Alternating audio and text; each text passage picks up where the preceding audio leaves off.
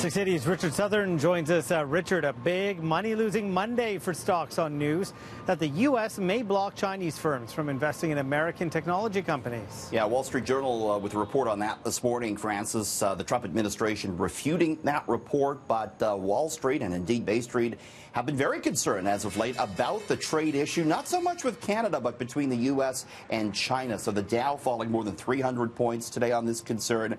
TSX, as you saw off the top, was down more than 1% as well. We saw chip makers like Intel and Micron and NVIDIA kind of lead the way lower on Wall Street because of their importance in China, and they rely a lot on the Chinese marketplace. Harley-Davidson stock down 6% after the company announced it will ship production of its motorcycles headed for Europe to factories outside the United States.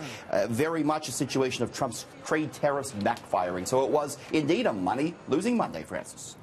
This next story is interesting. A Toronto area mall may soon disappear in favor of residential units. And I wonder if you're going to see more and more of this. This is Agincourt Mall we're talking about. It's Shepherd and Kennedy. The owners want to do away with the mall and replace it with 5,000 residential units. Toronto.com reporting the owners want to open up the space with public roads and parks along with some retail and new condos, creating something similar to the shops at Don Mills, what they've done. The project is the second largest active residential application in front of the city of Toronto right now. More details are expected next year, but you know, with the decline in retail, Francis, I wouldn't be surprised to see more malls going down that route. Interesting. Uber has been allowing tipping for a year now, and the ride-sharing company has just released some stats regarding how much gratuity Canadians are leaving. So are we cheap or are we good?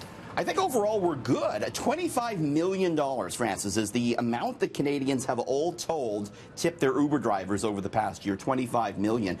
Highest rating tipping cities. Who tips the most? It's Lethbridge leading the way, followed by Quebec City, Calgary, the Niagara region, and Windsor. Toronto, nowhere to be found. I see that. Yeah. Most common trips to tip on, airport trips lead the way, followed by those that had a good interaction with their driver, and weekend and night trips. Like this next one, most popular times to tip Uber. Leading the way, it's Friday at 2:12 a.m.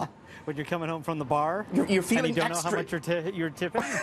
It's either that or you're feeling very generous. Right. So at that point, you can see Saturday evening and Sunday morning also leading the way. The drivers don't know who tips them. That's the thing, right? So not everyone is down with tipping in their Uber drivers, but $25 million is no chump change. I want to know who's tipping at 5:17 a.m. on a Sunday. You're seeing 2 tip options or 3 tip options at that point, maybe. So it's one expensive movie prop. Han Solo's Jedi blaster gun is selling for big money at an auction. Yeah, it went over the weekend for just over $500,000. Wow. Ripley's Believe It or Not bought it. They're going to put it on display. This, of course, Harrison Ford used that in Star Wars The Last Jedi. Weapon is made mostly of wood, has spent 30 years in the possession of Hollywood art director James Shope. It's not the most expensive Star Wars memorabilia to have ever sold. An R2-D2 droid fetched $2.7 million at auction last year.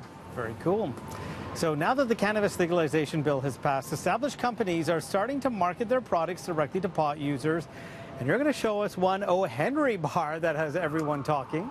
This is fascinating, and I think you're going to see more of this. So here's O. Henry, Francis. They're coming out with a bar they say is designed for pot smokers. It's called the 425 bar. They say it's to meet your hunger needs 5 minutes after 420, which is this time of day that's become synonymous with consuming cannabis. The company goes on to say, we're excited to provide a product to meet the hunger needs associated with cannabis consumption. I had a chance to talk to one of the executives from O. Henry today. We knew that with the legalization of marijuana, a whole lot of consumers will get hungrier. So it was just a perfect fit that we thought we needed to go after. Do you see this as being risky in any way? Did you fear you may alienate some existing customers who mightn't be comfortable with this type of marketing? No, actually, I feel like it's a pretty safe place to play for the brand because it's not about the consumption per se. We're focusing on hunger. And it still plays in the same territory where the brand always played. So can we expect an O. Henry bar down the road that actually has cannabis in it? That's not, for now, that's not our plan. Definitely not. Really, we're going to stay in Candyland. So it's interesting, Francis, that established companies are starting to poke their toe into this market. Well, when are the chip companies going to do it, right? You're wondering. Absolutely. One more point to make on this. There's a big connection between O. Henry and cannabis. They used to make the O. Henry bars at the Hershey factory in Smith Falls, Ontario, which has since been sold to Canopy Growth, where they grow lots of marijuana every day. Love how you connect the dots, Richard. Thanks for that.